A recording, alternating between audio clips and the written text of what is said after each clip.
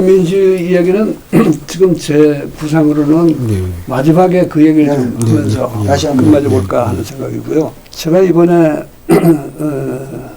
이 동경대전 책, 조선 서상사 대관 이런 걸 읽으면서 실감했던 또 한 가지는 수은 선생의 말로 정말 철저히 서학과 대결하고 서양문명하고 대결했던 분이구나.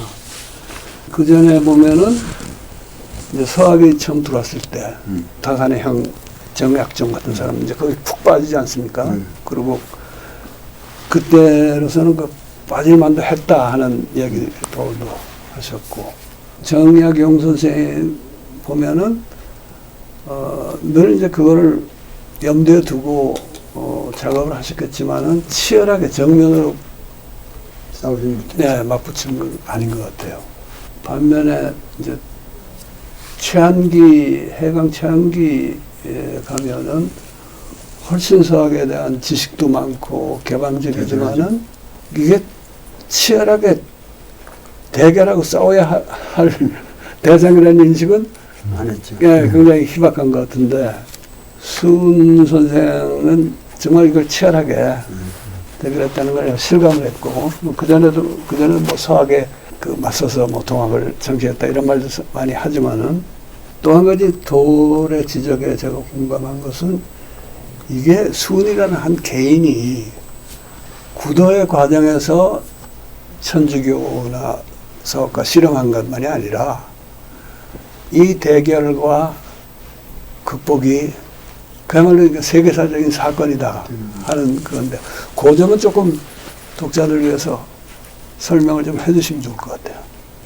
그러니까는 우리나라 지식인들이 과거에도 조선왕조에 있어서 이러한 새로운 문명에 대한 반응이 엄청 빠르고 본질적이었다. 그러니까는 천주시리만 해도 그것이 발간된 몇 년 후에 바로 우리나라에 들어오고 분석의 대상이 되거든요. 그러면서 성호 이익이라든가 이런 사람들이 그거를 상당히 중립적인 시각에서 언급을 하는데 이제 그 제자들 중에서 신후담 또 누구지? 안정복, 신후담 이런 사람들은 치열하게 대결을 하거든요. 이건 문제가 있다. 이거 우리가 가지고 있는 유학이라는 것이 이게 벌써 이런 문제들을 다 극복해서 이미 서경 시경 시대에 다 극복을 해서 지금 공맹사상이 나온 건데 이거는 무슨 뭐 옥황상제 뭐 어쩌고 저쩌고 천당 지옥을 얘기하는 해탈 지옥을 얘기하는 그 통속 불교의 아리에도 못 미치는 이론을 가지고 이 조선을 공략한다는데 여기에 우리 대학자들이 빠져들어간다는 게 이게 말이 되냐.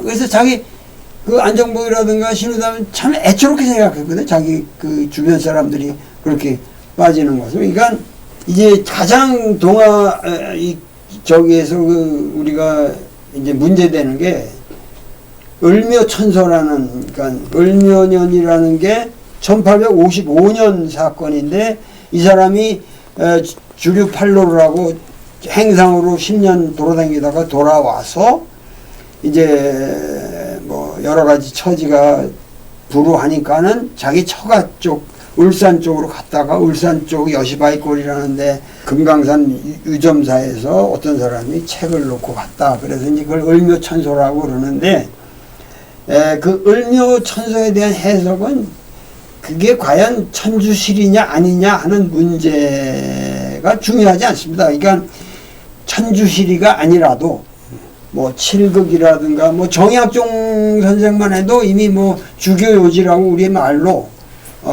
이미 쓴 책들이 있었고, 그리고 김대건 신부의 그 마카오 유학 동기인 최양업이라는 사람도 상당히 대단한 사람인데, 이 사람은 김대건 이제 신부가 순교하고 난 후에 교리서, 기도서 이런 거를 이제 꼭 수은 선생이 그 용담 유사를 쓰는 식으로 사사 쪽 가사로 이게 아마 수훈 선생이 이게 영향을 받았을 거예요. 그러니까 그 당시 이 기독교가 우리나라에 여러 방식으로 전파되는 루트가 많았다는 거예요. 문헌도 많고. 그러니까 그런 거를 섭렵한 사건을 나는 상징적으로 을묘천서라고 표현하는 것이다. 그런데 이제 표영삼 선생은 수훈 선생의 문장과 이 천주시리를 비교해 보면은 구조적으로 중요 용어가 겹친다. 그리고 거기에 대해서 굉장히 이 사람이 크리틱을 하고 있다. 근데 사람들이 이걸 못 보고 있다. 그리고 예를 들면은 이제 이 용담유사에 주로 그런 것들이 노골적으로 나와 있는데 그것만 읽으면은 뭐 오늘날의 신학 각자들이 보면 거기서 감동받을 이유는 없고 그냥 소박하게 그 민중의 언어로 이 기독교라는 건 말도 안 된다.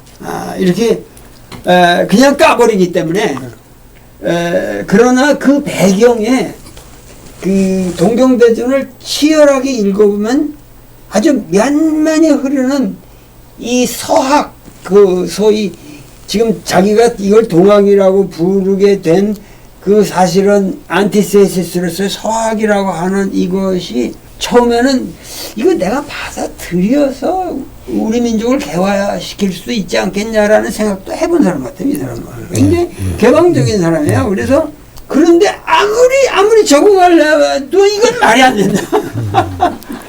이걸 내가 믿고 이걸 저기 하는데 이걸 가지고 우리 민중을 가르치다가는 우리의 모든 문제가 그 당시 뭐요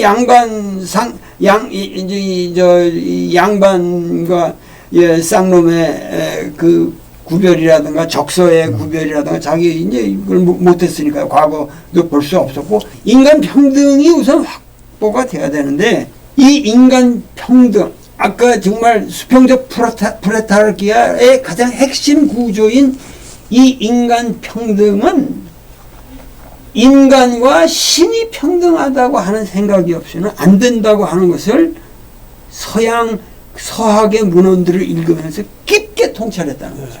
이것이 소위 19세기 중엽에 이거는 세계사적으로 없었던 이거는 새로운 발견이고 그 19세기 중반에 이런 거를 해낼 수 있었던 배경에는 아주 그 우리 민족의 이 유구한 그야말로 홍익인간의 이념으로부터 그 뭐 신라 시대 때 화랑이라든가 뭐 고려 시대 때 여러 사상을 가지고 이 주자학을 전통에 내려오는 이 영남 유학에 깔려 있던 아주 엄밀한 상식주의 이런 것들이 배경이 되어 있었다.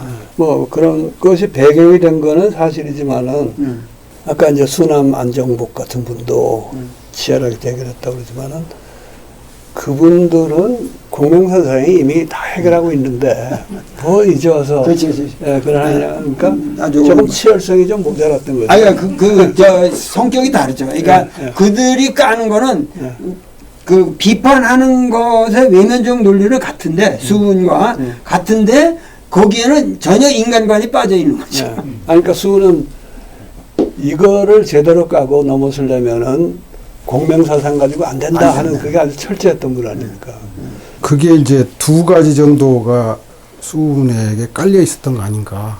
기존의 공명 지도를 넘어설 수밖에 없는. 하나가 이제 뭐 역사적 사료 통한 이야기인데 그 제가녀의 아들로 태어나잖아요. 그러니까 제가한 여자의 아들은 경국대전에 따르면은 문과에 응시할 수가 없죠. 이제 그 수양딸로 나중에 삼았다는 주씨 할머니의 증언에 의하면 자기 전에도 계속 책을 읽고 일어나서 보면 일찍 일어나서 또 책을 읽고 저렇게 책을 많이 읽는 분 처음 봤다 이런 표현들이 나오는데 그러니까 그런 제가녀의 자손으로서의 자기의 능력을 펼칠 수 없던 개인적 고뇌 이런 것들이 저는 기존의 유학을 뛰어넘는 하나의 동기로 작용하는 것이 아닌가 그런 생각이 들고, 또 하나는 이제 그 지금 사상적 대결과 관련된 부분인데요.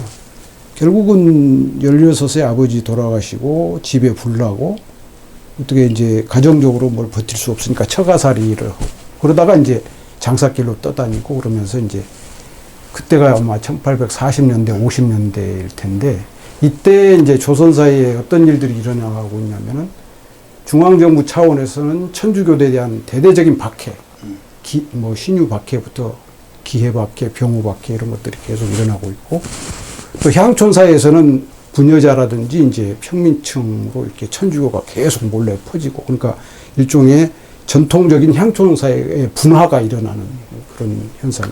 황사행 백서 사건 같은 것이 아주 대표적인 거고. 대학원 다닐 때 이제 천주교회사 조선 후기 하는 친구하고 같이 공부를 했어요. 그랬더니 수은 선생의 이렇게 행로, 구도행각 내지는 장사기라는 그 과정하고 천주교의 비밀 신앙촌에 형성된 데하고 완전히 이렇게 겹쳐지더라고요. 그러니까 저는 이제 천주실이라고 있는 단정하는 데 대해서는 조금 확신이 없지만 젊은 시절에 수은 선생이 이미 널리 퍼져 있던 광범위한 사학서적들을 섭렵했을 거다. 이렇게 이제 그런 것들이 동기가 좀 됐다고 보고 결정적으로 근데 지금 선생님, 도울 선생님 말씀하신 대로 좀 끌렸던 것 같아요. 젊은 시절에는 서학에. 그런데 어디서 저는 이렇게 확 바뀌냐면은 제2차 중영전쟁, 영불연합군의 북경함락, 1858년 9년 요것이 그 당시에 이제 한양의 양반들이 다 성경 뭐 십자가 들고 도망간다는 표현이 날 엄청난 충격을 준 부분인데 그게 이제 용담유사에도 반영이 나오죠. 그러니까 제2차 중영전쟁을 통해서 중국의 몰락 또는 중화주의의 어떤 한계 이런 것들을 실감하면서 거기서 저는 이제 서학과의 결별도 일어난 거 아닌가? 아니 그것뿐만 아니라 이제 아편 전쟁하고 홍수전에 네, 이 태평천국이라고 하는 이 무브먼트가 우리 근대사에서 지금도 마찬가지지만은 중국과 한국의 우리가 본질적인 차이를 논한다면 태평천국과 동학의 차이가 지금 계속 가고 있습니다. 근데 태평천국이라고 하는 것은 완전히 타락한 기독교. 예. 그건 뭐 완전히 맨날 뭐 가서 하늘 가서 누구 예수 형님 만나고 오고 뭐 그 하나님 아버지 만나고 오고 뭐 이러면서 자기들이 모든 권력을 독점하고 그러면서 그런 아주 그 퇴폐적인 행태를 보였는데 수는 그런 거를 다 섭렵했던 것 같습니다. 그 종교를 가면은 이 기독교적인 요소를 우리가 도입하게 되면은 필연적으로 타락한다는 거예요. 그게 요즘도 도리 주장하신 바 아니에요. 서양의 천주교만이 아니라 이 유일신 신앙, 그 종교적인 신앙뿐 아니라 그 철학적인 배경이 되는 플라톤 이래의 이원론적 철학, 이것을 넘어서는 것이 지금도 세계사의 과제가 되어 있는데 그 과제를 수은이 이미 수행했다. 종교 아닌 종교. 네. 그러니까 그거는 무슨 중영전쟁 보고서 이 서세 정하겠다는 그 차원의 문제는 아닌 것 같아요. 그 영향을 물론 받았겠지만. 근데 그런 거를 심각하게 느끼는 사람들은 사실 나중에 척사파로, 의정 척사파로가 되었습니까? 공명을 받들면서도 위기의식이 더 심해지면 이게 이제 의정 척사파로 가는데 이분은 처음부터 공명이든 좀 불도든 과거의 선도든 이게 다 이제 안 먹힌다. 수명이 다 했다. 그래가지고 새로운 그야말로 무국대도를 찾아 나섰던 거 아니에요? 또 여기 신조와 페이스를 구별해야 될 것이다. 독실한 우리 교인들은 사도신경 다 외우고 신봉하고 그러실 텐데 그렇게 외우는 그 신조, 명제화된 신조하고 실제로 그분이 신앙생활을 어떻게 하느냐. 또 기독교에는 사도신경도 있지만은 복음서의 예수 말씀도 있고 한데 그것을 충실히 따르고 실행하면은 따르는 그 신앙 생활하고 신조는 다르지 않냐. 그러니까 너무 서양 사람들이 엉터리 신조를 믿고 있다는 것만 가지고 간단히 이렇게 처리될 수 있는 문제는 아니지 않냐. 그런 취지예요. 화이트헤드 그 가정신학을 만든 사람 중에 하나인데 지금 클레어몬트 신학대학의 존 캅 COBB가 그런데 존 캅 교수님이 진짜 그 프로세스 시아머지의 창립자이면서 아주 복잡한 책들을 많이 썼거든요. 화이트헤드를 완전히 아주 소화한 사람인데 그 사람이 나하고 대화를 하면서 참 너 같은 사람 코로나가 아니면은 지금 우리 거기 와서 좀 같이 얘기를 나누는 거를 사람들에게 보여줬으면 좋겠다고 아쉬워하시던데 그분이 한 말이 간단하거든요. 자기 기독교 그렇게 화이트헤드고 하는 그런 게 아니라고 자기가 그냥 사랑해라. 요거 한마디로 사람을 사랑해라. 그래서 자기는 하나님도 그냥 인간을 사랑한다는 말으로 예수도 사람 사랑하는 사람이라는 거 그거 하나면 되지 않냐 여기. 그러니까 여기 페이스라고 하는 말씀이 이제 그런. 예. 그러니까 페이스가 어떤 특정 신조를 믿는다는 그 뜻도 되고 그게 아니고 정말 신앙생활을 제대로 한다고 그러는데 저는 솔직히 사랑해라 한마디로 다 그렇죠. 되지는 않는다는 거예요. 그러면 그거는 또 살아가지 않겠다. 근데 하여튼 그분은 대가라고 하는 사람 입에서 이렇게 심플하게 나오니까 이제 감동이 있는 건데 여기 중요한 거는 제가 이 말씀을 드리려고 한 것은 중요한 거는 초기 카톨릭이 들어올 적에 이 모든 문헌들을 보면은 이 정약종의 주교지를 저도 다 봤는데 그런 걸 다 이렇게 살펴보면은 물론 우리나라에는 프랑스 외방 선교가 주축이 돼서 왔지만 이론적으로는 전부 제수이트들의 이 활약으로 만들어진 문헌들인데 예수가 중심이 아니고 하나님이 중심이에요. 천주가. 요거 굉장히 중요한 건데 사람들이 미스를 한다고. 그러니까 예수라는 인간의 이미지를 가지고 가리키는 게 아니라 대부분이 뭐냐면 이 만유는 하나님이 지배하시고 창조했고 하나님이 지배하기 때문에 인간은 허세를 버리고 하나님께 이렇게 따라가야 된다. 그러니까 이 천주교의 포교 전략이 나는 근본적으로 잘못되었었다. 그런 거를 저는 지적하고 싶습니다. 그런데 이제 그러기 때문에 더욱 수운의 이러한 논리가 나오게 된 거죠. 서양의 유일신 신앙이 좀 말이 안 된다거나 또는 그 철학적인 그 배경이 되는 서양 철학의 주류 전통이죠.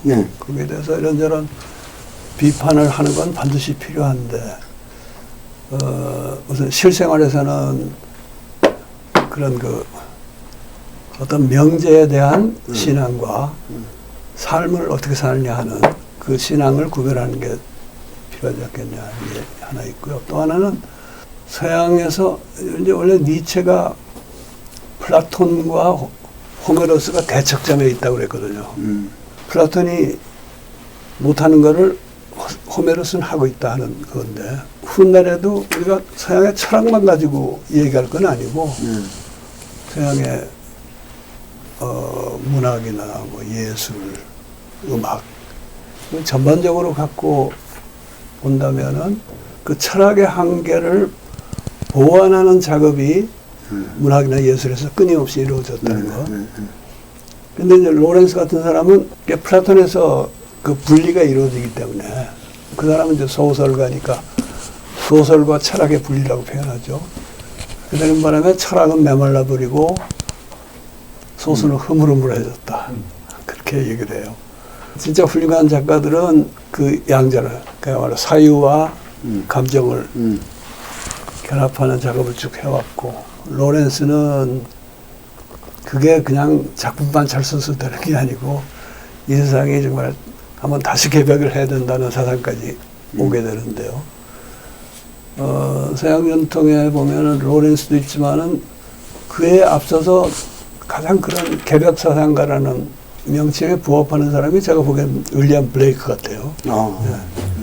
그래서 이제 그런 흐름도 우리가 동시에 감안해야지 서양을 너무 쉽게 제외하면 안 되겠다, 이런 생각이 했습니다. 뭐 저도 이제 서양을 상당히 비판적으로 검토하고 얘기는 하고 있지만은 지금 말씀하신 대로 우리나라의 저 20세기는 거의가 우리가 서양을 배우자 하는 그 열풍 속에서 한 세기를 살아온 건데, 그 에너지가 지금 이런 철학적인 논리만으로는 안 생겼을 거예요. 네. 그러니까 이 서양의 문학이라든가 이 드라마라든가 뭐 영화라든가 모든 걸 통해서 상당히 질 높은 휴머니즘이 우리에게 유입됐기 때문에 우리가 아직도 서양의 크레딧을 주는 거거든요. 그런데 특히 영문학을 공부하신 입장에서는 그런 말씀이 상당히 좀 우리가 깊게 새겨봐야 될 문제죠. 저는 영문학도들한테는 옛날에 그런 말 한 적 있어요. 영문학 고전을, 그게 무슨 제국주의 국가의 고전이다 라든가, 또 요즘은 또 고전이라는 개념 자체를 부정하는 여러 가지 논의들이 나오고 있잖아요. 근데 이걸 동양적인 표현을 써가지고 EJ하는 작전으로 서양 고전을 읽자. 그 고전을 제대로 새겨보면은 지금 서양권들이 하는 짓들이 다 잘못됐다든가, 또 서양 전통 내에서도 유일신 사상이니 뭐 이런 것이 이게 말이 안 된다는 얘기가 다 들어있거든요, 그 작품에. 그러니까 그거를 우리가 활용해서 EEJ 하자 하는 그런. 그것도 아주 좋은 전략이죠. 그 얘기를 한 적이 있습니다. 백 선생님께서는 당신의 작품 얘기를 못 오시는 것 같아요.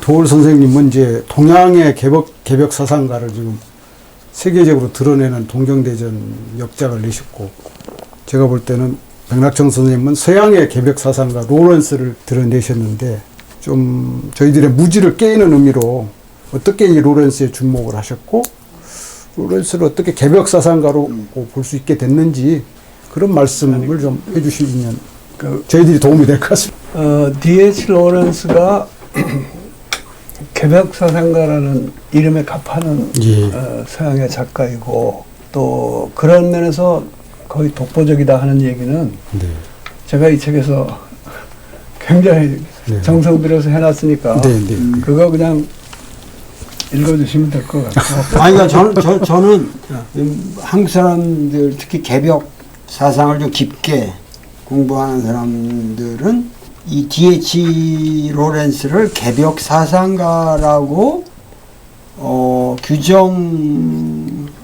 규정하기에는 로렌스의 그 정도의 그 라디칼한 세계관이 과연 있겠는가? 이 책의 제목을 바라보면서 다 좀 우리 백 선생님이 좀 과하게 평가하는 게 아닌가 이런 생각이 들 거란 말이죠. 그것만 잠깐만 얘기 좀 해주세요. 서양에도 그 주류 철학이라든가 뭐 유일신교 내지는 그 폐해, 여기에 휩쓸린 문학이 아닌 것이 그 문학이나 예술의 전통이 있고요. 특히 이제 자본주의 시대로 들어오면서, 그리고 산업혁명 거쳐오면서, 블레이크라는 사람이 바로 그 시기에 산업혁명과 프랑스 혁명 시대의 시인이거든요. 그때는 진짜 이건 이제 어떤 개벽에 준하는 이런 변혁이 있어야 된다는 생각을 합니다. 블레이크는. 로렌스는 이제 그 후에 또 1차 대전도 겪고, 그리고 서양 문명 가지고는 도저히 해결이 안 되겠다라 해서 전 세계를 돌아다니죠. 그 과정 쭉 추적해 보면은 뭐 개벽 사상이라는 개념 자체에 동의 안 하면 몰라도 동의하면은 로렌스를 그렇게 부를 수 있겠다 하는 생각은 나도 충분히 하실 것 같아요. 세월이 흐르면은 그걸 읽고 인정하는 독자들이 더 많으리라고 생각.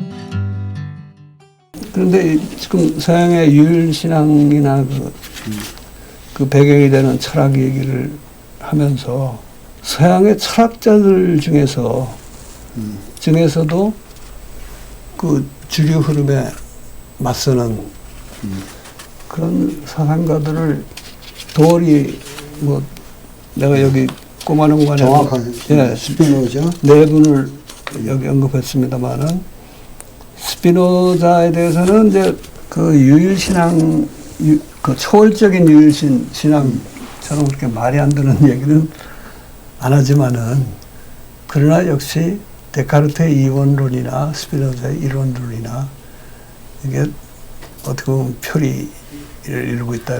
다소 비판적으로 얘기를 하셨더라고. 저 1권에 261면입니다. 니체는 또 280면 이하에 길게 얘기하는데 니체가 그야말로 서양의 가치관을 완전히 뒤집어 놓겠다고 나온 사람 아니에요. 모든 가치의 전복 그런 표현도 쓰고 그렇지만 로렌스가 보기에는 또 저도 그 동의하는데 니체는 기독교의 틀을 제대로 벗어나지 못한 사람이라고 해요. 그 틀 안에서 이걸 뒤집어 놓은 거지. 예. 화이트헤드에 대해서는 저는 그 노자 강의 마지막 편에 동학과 화이트헤드와 노자를 거의 같은 급으로 얘기했었는데 그거는 나는 조금 과연 그런가 하고 의아했어요. 아니 이거는 이 화이트헤드의 신관에 대해서도 화이트헤드 전공자들 사이에서 구태여 그렇게 그 프로세스 앤 리얼리티 제일 마지막으로 God and World라서 God에 대한 얘기를 하는데 구태여 그 God이라는 개념을 그렇게 설정해서 당신의 체제를 설명할 필요가 있느냐 하는 비판이 상당히 심합니다. 저도 그 면에 어느 정도 근데 나는 그 God이라는 개념을 도입하느냐 아니냐 그 문제보다도 동명대전을 읽으면서 어떤 대목이 화이트헤드 한테도 딱 적용된다고 생각됐냐면 그 상제가 지 천지의 무지 귀신이라는 말이죠. 천지는 아는데 귀신을 모른다. 이게 상식적으로 생각하면은 그게 납득이 안 되는 말이거든요. 서양의 말로 야훼라는 아주 최고의 귀신을 받들고 있고 또 뭐 유령이니 이런 귀신들도 많고 한데 근데 이 말뜻은 도올드 강조하듯이 이때 귀신은 무슨 저 실체가 아니잖아요. 예. 그런데 화이트헤드라는 분이 나도 화이트헤드 굉장히 존경하고 또 많이 배웠는데 양반도 역시 천지는 알고 귀신은 모르는 분이 아닌가 하는 생각이 들었어요. 화이트헤드가 그 Function of Reason 이라는 책에서 이 우주에 두 가지 상반된 힘이 있다 그러잖아요. 그러니까 이 물리적 우주는 쇠퇴해가고 있고 반면에 진화를 생명의 발출 주동하는 상향 움직임이 있다 그러는데 그거는 어디까지나 있는 천지를 두고서 한 거고 그야말로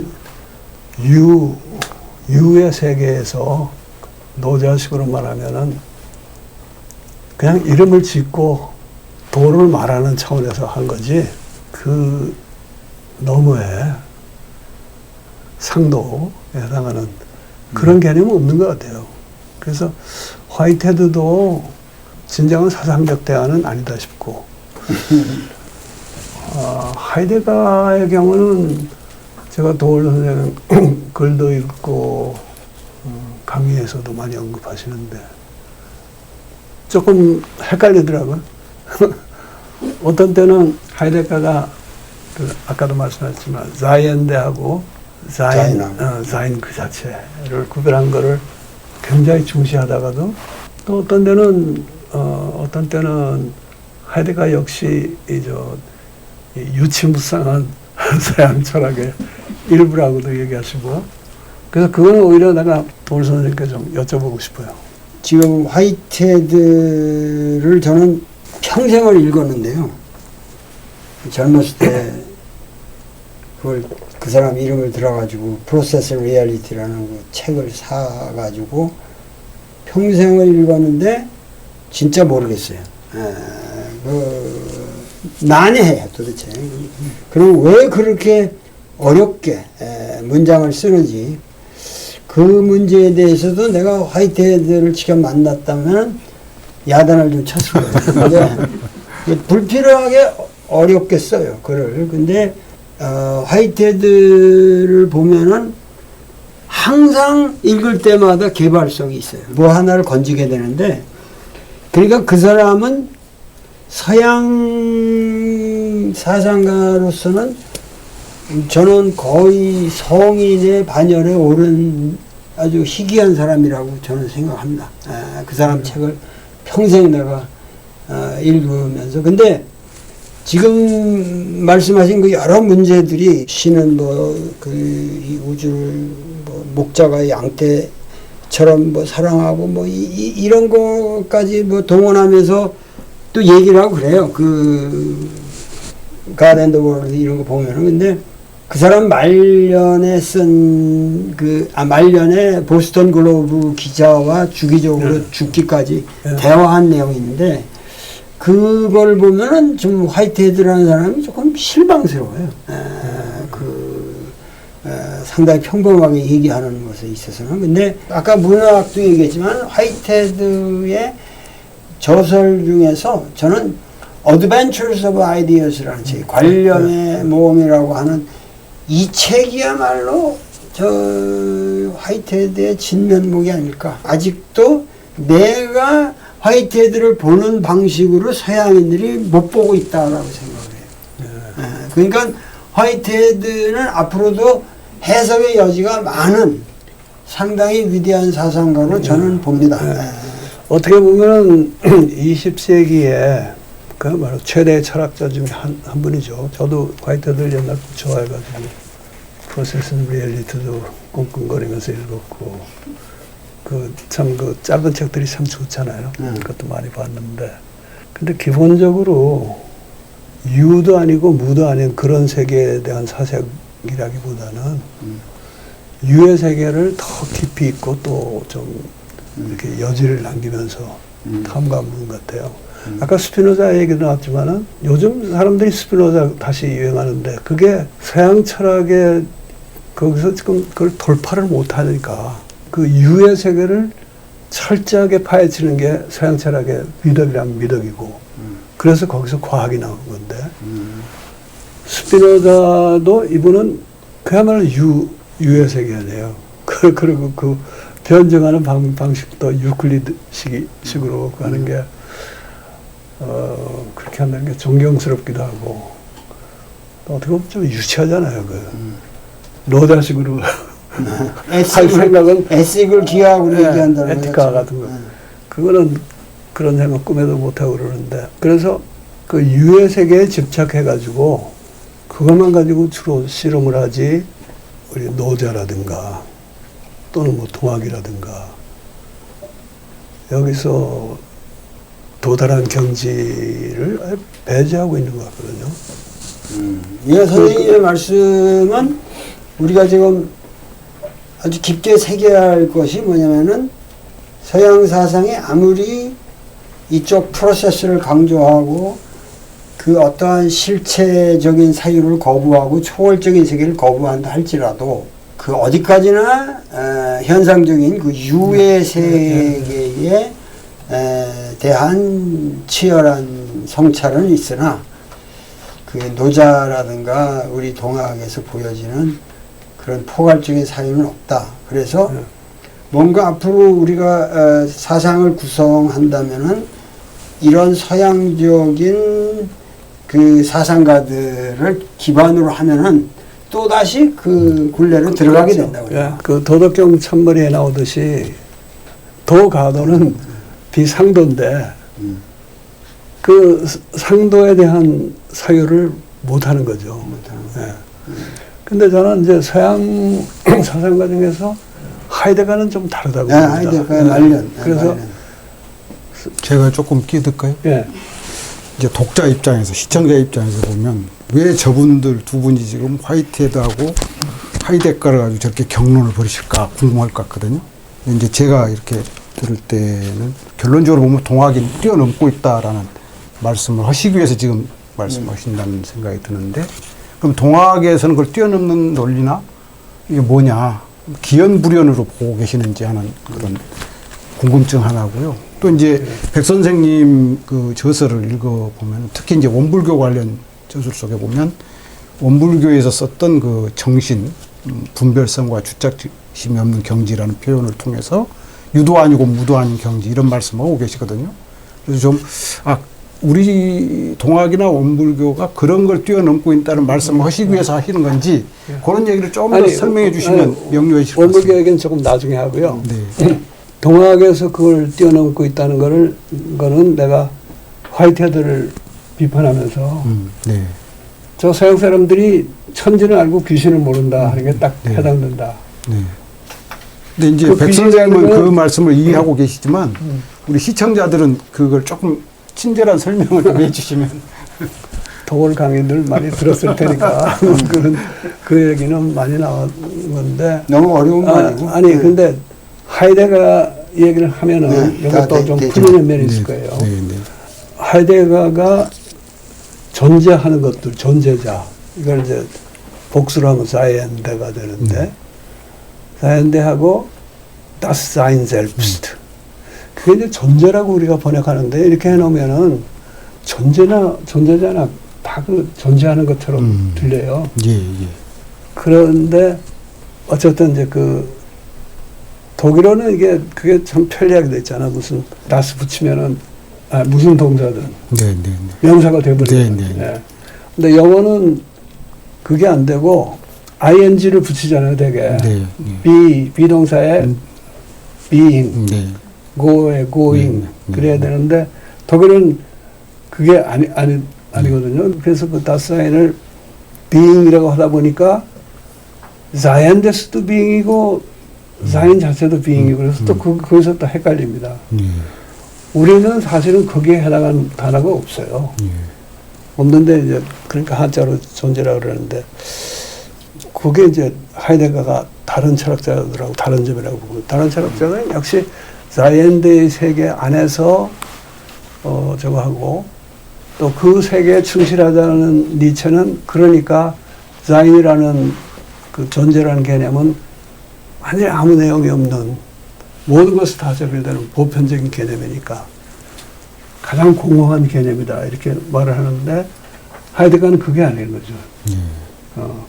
이거야말로 여기저기 다 모든 것이 다 거기에 안 걸리는 게 없다 하는 식으로 얘기하는데, 서양 사람들이 이걸 도저히 이해를 못합니다. 이 말을.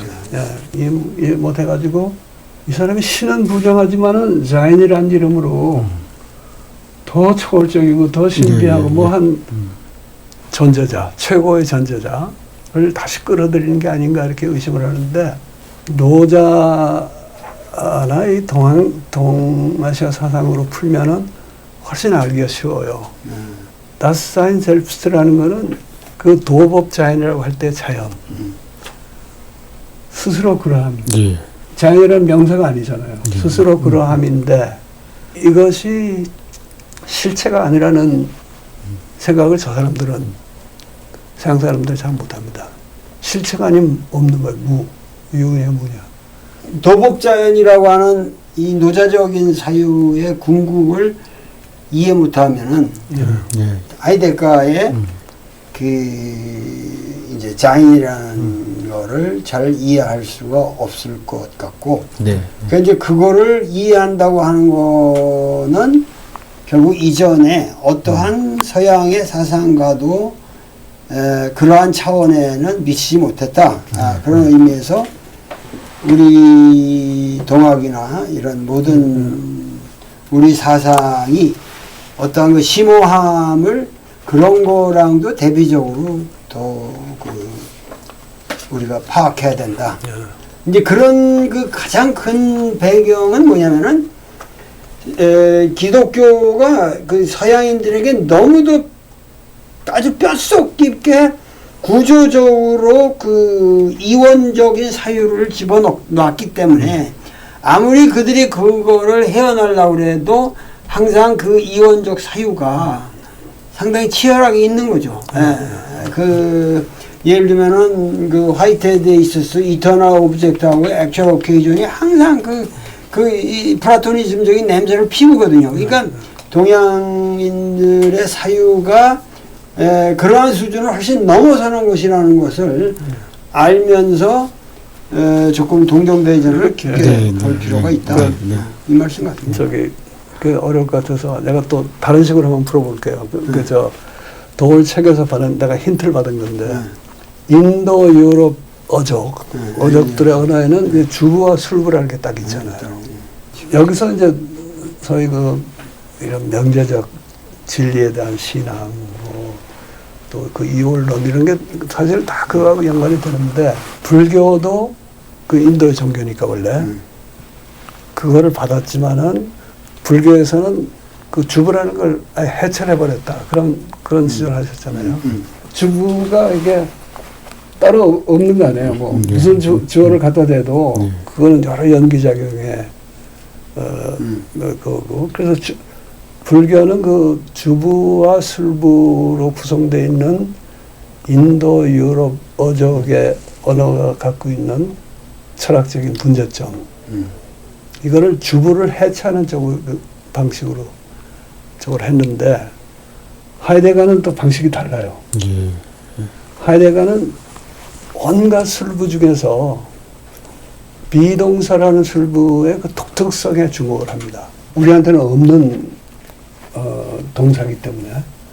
근데 사실 이 비동사라는 건 동사도 아니고 보호가 붙지 않으면 아무런 내용도 없고 무엇이다라는 뜻과 무엇이 있다는 뜻이 이렇게 뒤섞여 있는 거거든요. 그래서 그 비동사를 옛날에는 비동사가 무엇이다 이렇게 중심으로 하던가 있다를 중심으로 사람들이 생각을 했고 이게 모든 술부나 주부에 다 해당이 되는 동사이기 때문에 니체는 이건 아무 의미가 없는 것이다 했는데 이 사람은 비동사라는 술부가 갖는 특이성 그게 말하자면 스스로 그러함 같은 거예요. 그렇죠. 예. 그런 식으로 하이데거가 해결했다고 할 수 있고 근데 이제 하이데거의 특이함은 불교하고도 다르고 노자하고도 구별되는 게 그 자연 스스로 그러함 자체가 역사성을 띠어요. 그게 이제 그 불교나 우리가 적어도 우리가 아는 노장 사상하고 다른 점인데 그 점에서는 그 비라는 술루의 역사성이 있다. 역사적으로 달라진다 하는 것이 나는 그게 동학에서 말하는 수원성이 말하는 시운이라든가 원불교도 그렇잖아요. 그 시운에 대한 인식하고 통하는 면 같아요.